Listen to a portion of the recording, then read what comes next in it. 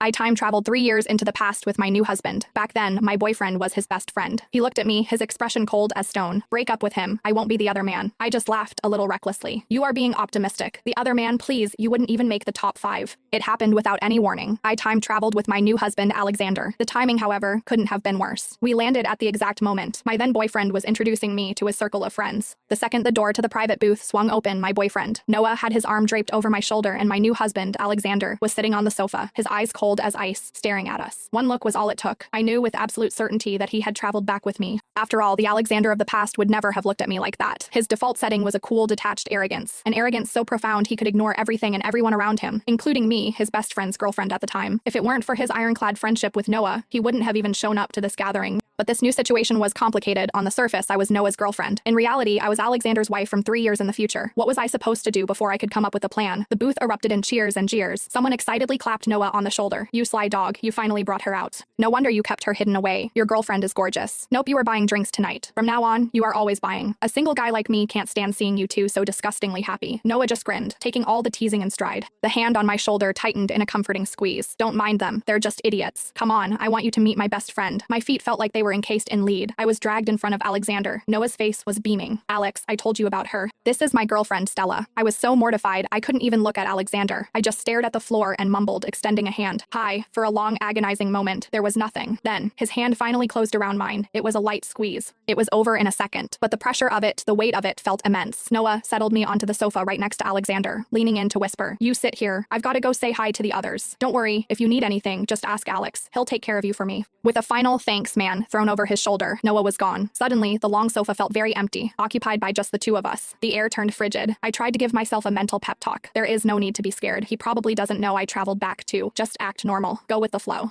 Right now, I am Noah's girlfriend. My marriage to Alexander is 3 years away. There is no reason to that silk tie you used to blindfold me last night. Alexander's low voice cut through my thoughts. Where did you put it? I couldn't find it this morning. I froze, then answered on instinct. On the sofa, I think. A low, humorless chuckle escaped him. Got it. It dawned on me, a second too late, that I had just been played. The situation just got infinitely more complicated. Now that we both knew we'd been in bed together just last night, how was I supposed to keep pretending to be Noah's loving girlfriend? Alexander's suggestion was simple. Break up with him. I protested in a whisper. We're in the honeymoon phase. He'd never accept me breaking up with him out of the blue. If I remembered correctly, this party was about 6 months into my relationship with Noah. His birthday had been just a few weeks ago. That day, he'd held me close and whispered, babe, will you come meet my friends? Everyone knows I have a girlfriend, but no one knows who she is. Not even my best friend. I want to show you off. Will you do that for me? I'd been charmed, and I'd finally agreed. You'll have to break up with him eventually anyway, Alexander stated flatly. He was right.